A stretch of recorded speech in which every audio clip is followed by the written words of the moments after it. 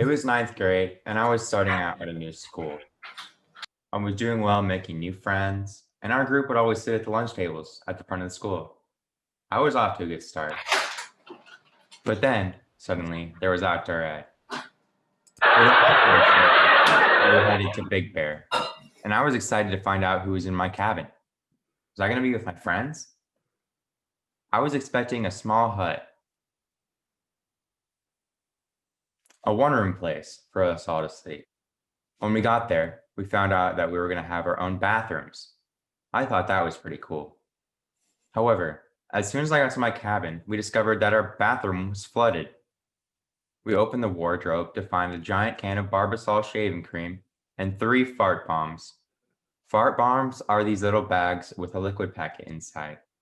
When the packet is squished, the chemicals inside react, which causes the bag to pop, and an awful smell to fill the entire area. My friend, Landon, had been the one that had opened the closet, and when he did, he had turned around to all of us and smiled with the most evil, maniacal grin that you'd ever seen. Everyone had their share of giggles when they saw the holy grail that we'd found in the closet. No words were exchanged, but we all knew that what we'd found was going to turn our entire trip into something fun and hilarious, or something right out of a nightmare. Mostly because nobody in our cabin could be trusted with fart bombs or shaving cream. That night, when I was brushing my teeth, standing in a puddle on the floor, I saw that the shaving cream canister was on the ground. Who cares, I thought. Next morning, when I stepped into the tub to take a shower, it was cold, squishy, and nasty. The entire tub was filled with shaving cream. What the heck is this? I yelled as I beat the shower door with my fist. The shaving cream had blended in with the tub, and I never saw it. Outside the door was the roaring laughter from all the guys sitting in their bunks. I rinsed off my feet and carried on with my day. I knew I was going to get those guys back for what they did, and it was going to be hilarious. I stowed a fart bomb in my pocket. There was the call. Meet your naturalist. It was almost lunchtime. I was walking to meet up with my advisory and my group leader. The area was filled with pine trees, and we were near a trail. Suddenly, I heard a sizzling in my pocket, and I quickly realized that the fart bomb was expanding. I chucked it behind a rock. No one seemed to notice. I then ran up to meet with my group about 15 feet away, and a couple seconds later, I had heard a loud pop sound, and everyone looked over at that rock that I'd just thrown a fart bomb behind. Someone asked, "What was that?" to no one in particular.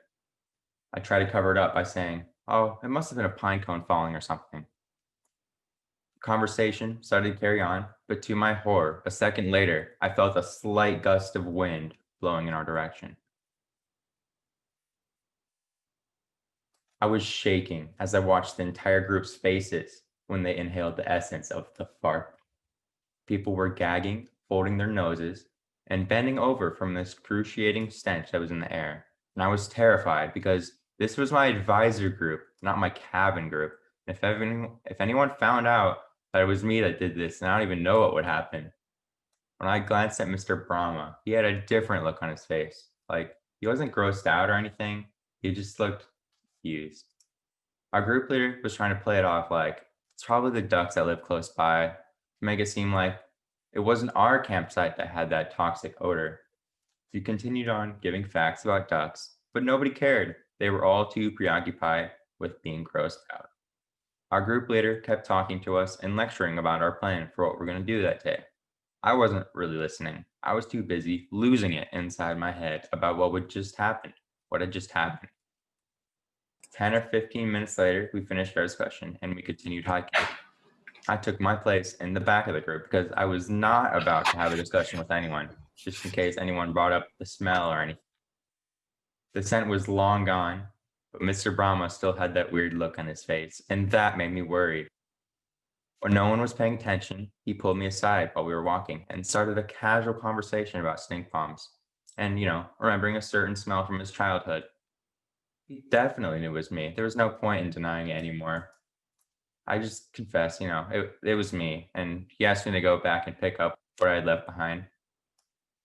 I was scared for a minute. I was about to get in big trouble. But after I picked it up and we continued hiking, he said something along the lines of being well executed, and I don't know. Maybe he gave me a high five. I don't remember. All I could say was that all I could say in response was that it was pretty okay. During my years at RHP, I became good friends with many of the people that were in my cabin. I learned that there is a time and place for fart bombs. Throughout my time at high school, I grew closer to my teachers and my friends. Although my future probably won't include pranks with barbasol and fart bombs, I'm looking forward to college and beyond. Thank you. All right, shout outs. Mr. John. Okay.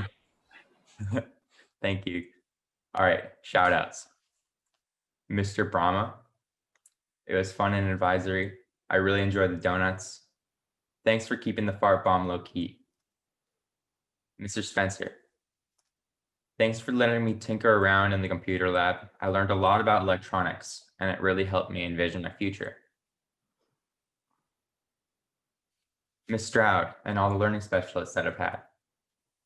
What you guys do is insane. You somehow forced me to take all those chaotic thoughts inside of my head, put words on a page. You're there anytime I ask for help, and I can't thank you enough. Coach H. Love the Subaru STI, man. Hopefully, one day we'll play Call of Duty, maybe when you're not on baby duty. Liz, we've been so close over the past few years. We always end up talking about shows and movies, or your dogs and how much they want to be petted. Thank you. Kennedy, thanks for sending me hilarious Snapchats all the time. It really brightens up my day. Taylor, love jamming out with you. Keep shredding on that guitar. You have a lot of talent and you're a true homie. We made quite a few memories. Landon, that random blonde kid, a true homie, definitely a brony, but seriously, you're hilarious. You're also one of the smartest people I've ever met. Mom and Dad, thank you for taking care of me. School hasn't always been easy for me, and you guys always have my back. You guys always had my back, even if I didn't always feel like you had it in the right way. Turns out that you're always pretty much right. Thank you.